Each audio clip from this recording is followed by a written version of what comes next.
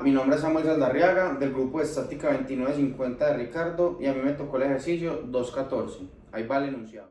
Enunciado 214. La tapa de una escotilla de techo cuyo peso por unidad de área es de 13 libras pie al cuadrado tiene bisagras en las esquinas A y B. La bisagra en B no ejerce ninguna fuerza de empuje axial y se mantiene en la posición deseada.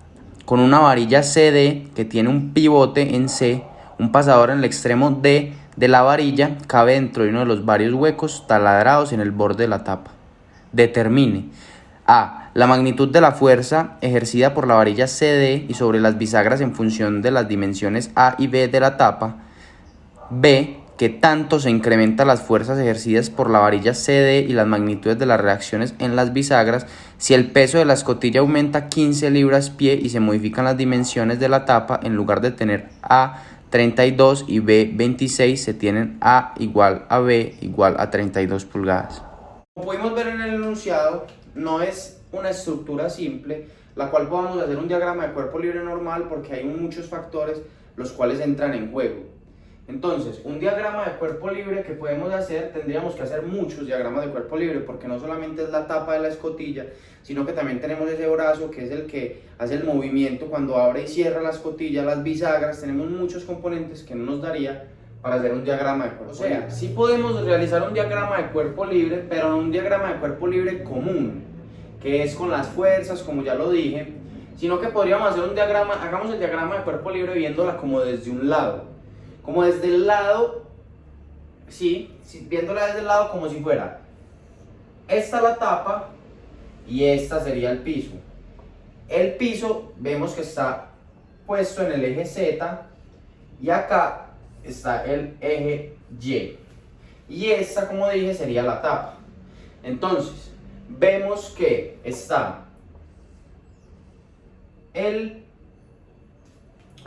el bracito que no tiene para nada un grado de 90, sino que tenemos el ángulo de 50 que ya nos dan, desde el principio del enunciado, y tenemos que este no tiene un ángulo teta que no conocemos, pero que conocemos que este lado mide 7 y esta altura es de 15.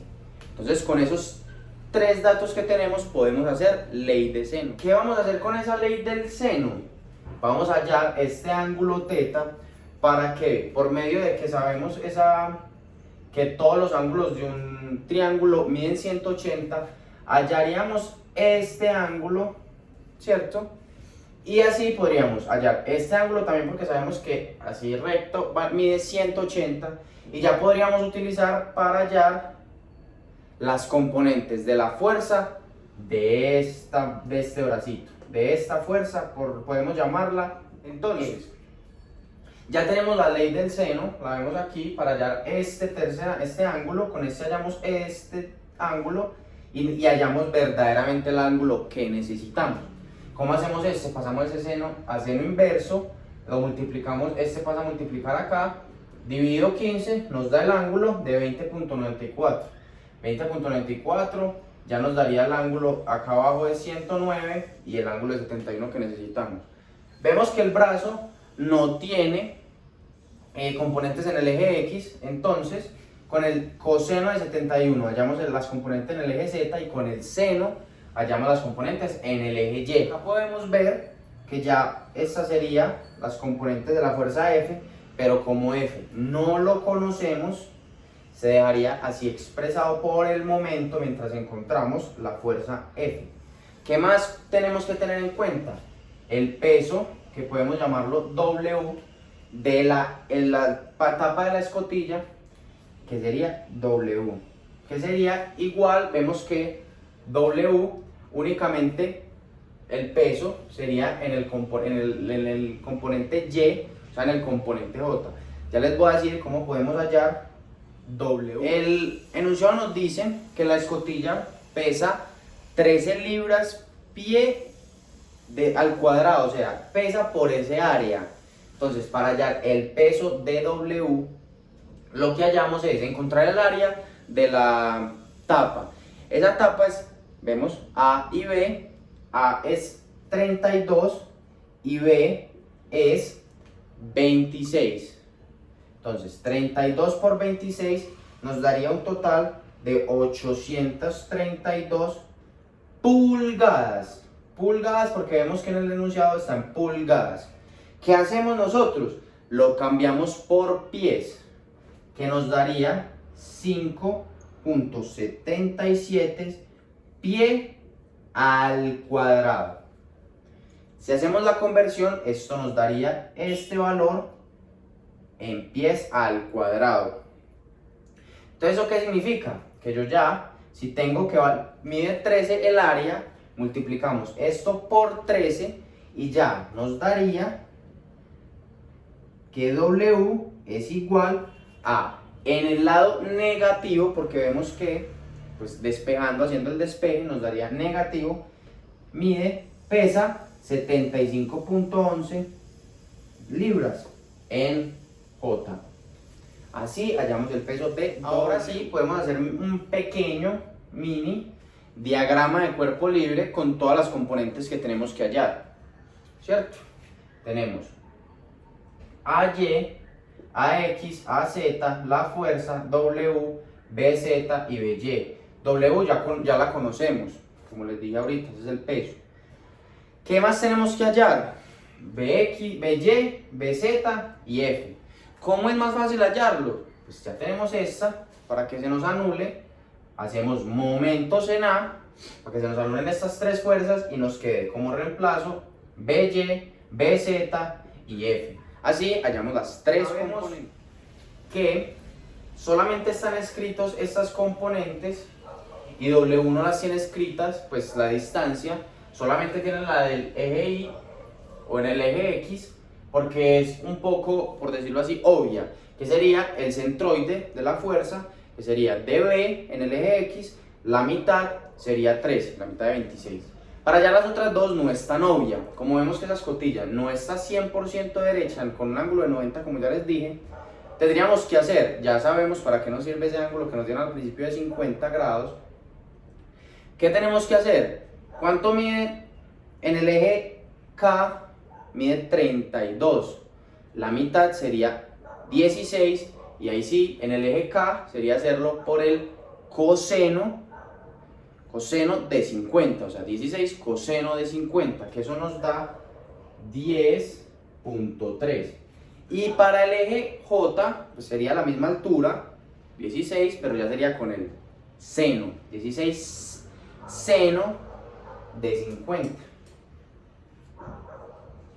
Ahora sí, teniendo las tres componentes de R, de la distancia, sí podemos rellenar el resto. 0, 0, y acá, como vemos que W solamente tiene en el eje Y, sería poner el menos 72.11 que nos dio el peso. Entonces acá ya tenemos que hacer el cruce F, que para allá las componentes de Y se tapan estos dos y este por este, para las de J este por este por este, para las de K este por este y este por este, que nos daría que solamente tiene en el eje Y.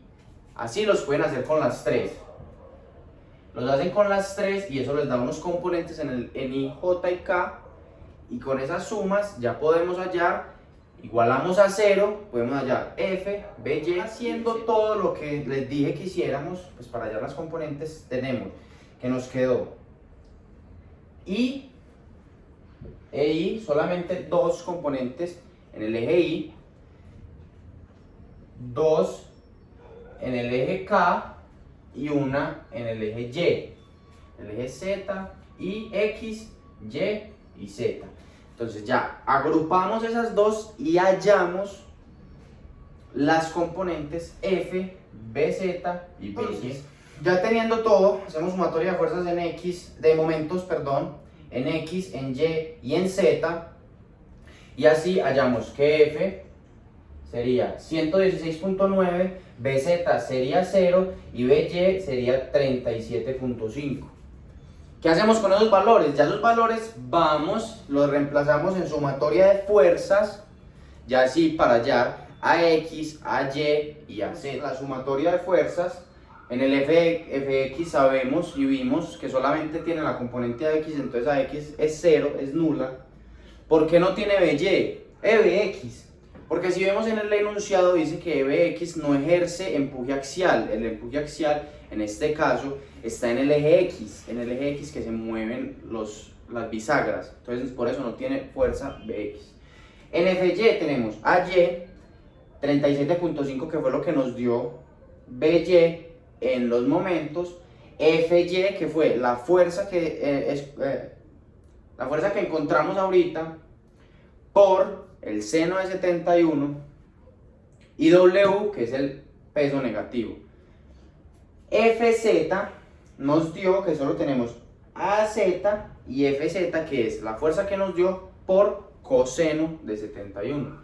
Para darnos un valor final de AX igual a 0, AY igual a menos 72.85. ¿Qué nos quiere decir que es de negativo? Que cuando dibujamos las fuerzas no iban para el eje que dibujamos aquí, no iban para arriba, sino que iban para abajo. Y en AZ nos dio 38, también negativo, menos 38. ¿Por qué? Por lo mismo que les explico. Cuando a la hora del dibujo la dibujamos mal. Muchas gracias, eso fue todo por hoy.